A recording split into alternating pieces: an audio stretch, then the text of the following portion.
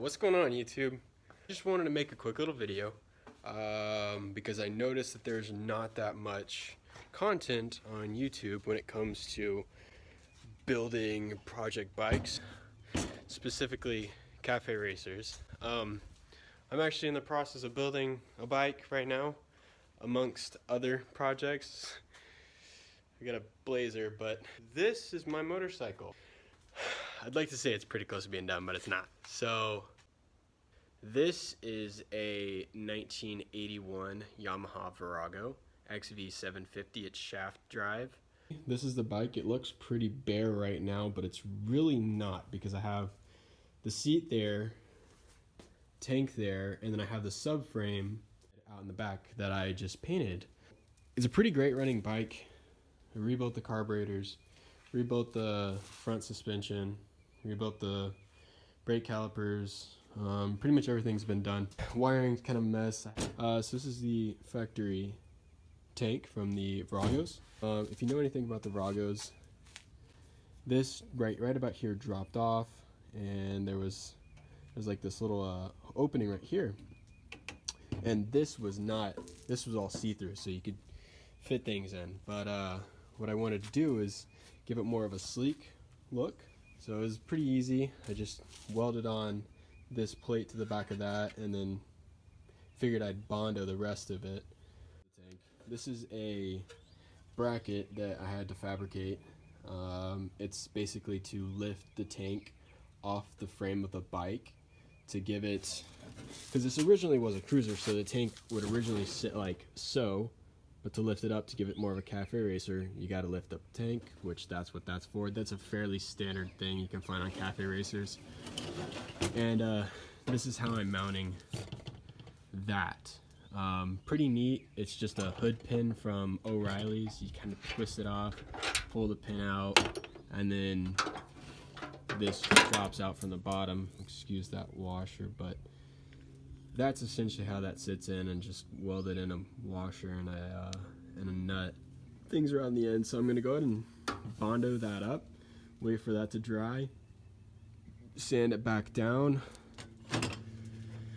put that back in, and hopefully at that point it's ready for paint.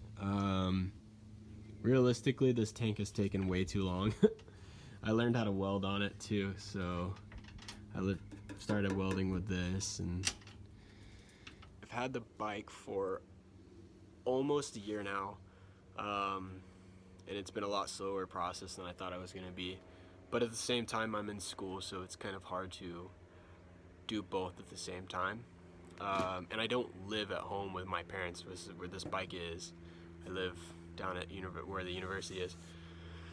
So with the off chance that I do come home, I'm mostly working on the bike. So yeah, so I'm gonna get Bondo in this tank, and I'll show you an update. Now that we've got a cleaner surface, we can start the Bondo process. This is just alcohol, and I'm gonna spray this down, wipe it off, and we should be good to go. This may be a little bit much, but now it's time to apply the hardening cream. Once you've applied the hardening cream, you want to mix it around really good and get going really quick and applying it, because it'll dry really fast. So as you can see, I'm not the best at applying Bondo. It's always okay to apply more, because you can always sand it down. You're gonna have to sand it down regardless. So with this higher right here, I wanted to make sure all those gaps are gonna be filled perfectly, so I pushed as much down as I could and lathered it on. And I'll just come back with the air tool, and I'll just chop off the big stuff, and then I'll hand sand the rest till it's perfect.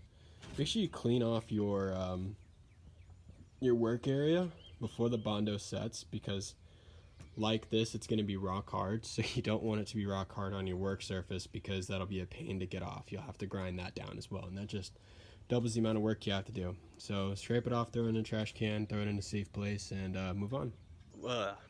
So while we let the Bondo dry, I'll show you around a few other projects I'm working on. I'm gonna make a quick intro like Doug DeMuro. We'll see how it goes.